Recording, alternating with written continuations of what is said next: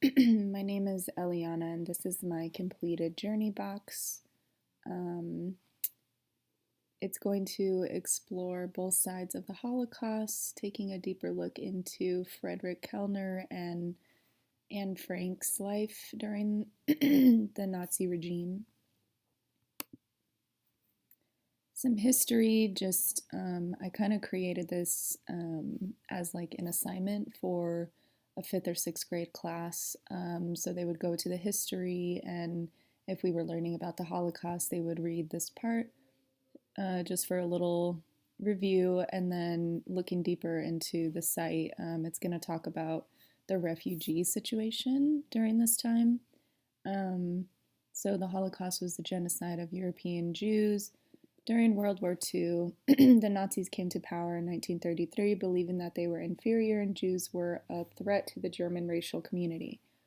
Um, then reading down in the refugees part, I don't really remember learning about the refugees during this time and how there were places that were taking Jewish people to prevent them from getting murdered and having to hide and just being scared for their life.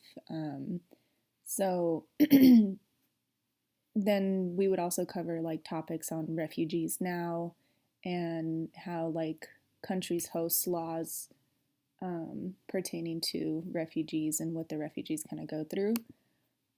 Then they would go to this page because this is like who we're learning about. So this is when both sides of the Holocaust comes in.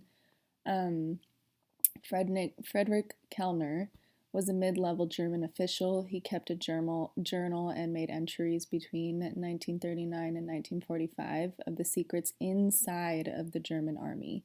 So he kept a journal of like all the secrets and Hitler's plans, and he even took out like newspaper clippings and put them all together in his journal to in attempts to expose him. And he also attended rallies against Hitler, and he was caught by another German official who came into his house and pretty much threatened him and his wife to stop exploitation. And then obviously Anne Frank, we all remember learning about that in sixth grade. So, you know, this would probably be an assignment like after reading the Diary of Anne Frank.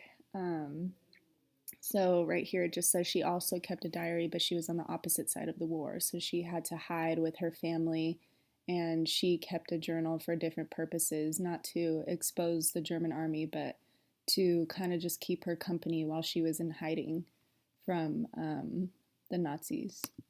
So then they would go to this page and kind of do like a gallery walk. So right here is Frederick's journal. There's all like the newspaper clippings and everything, and obviously it's all in German. So they actually published a book that was like all of his journal entries and was like translated and everything. So yeah, here's some more from his journal, and then they would, after reading this, they would like answer these questions.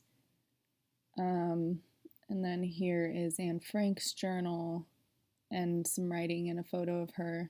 And then they would answer these questions upon looking at the pictures.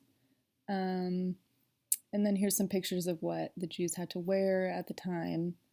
And they would answer questions about that as well. And then my last primary source is Ben Gurion's letter, which was pretty much like the founder of Palestine, or yeah, so this is just a letter like saying that if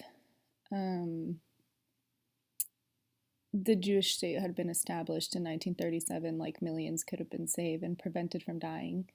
And it just kind of like, I chose this because it just kind of gives like a little bit of an insight of like the ordeal with Palestine and the Holocaust, and bringing us back to like the refugees and taking refugees in at that time, that Palestine agreed to take Jews in, but not enough. And just the whole like ordeal of other countries being able to take in the Jews at this time, and just kind of giving an insight of like what refugees deal with now and everything. And then they would answer these questions. And then right here are all my sources. And this is Anne Frank's actual diary. But all right here is all my sources. So yeah, that's my journey.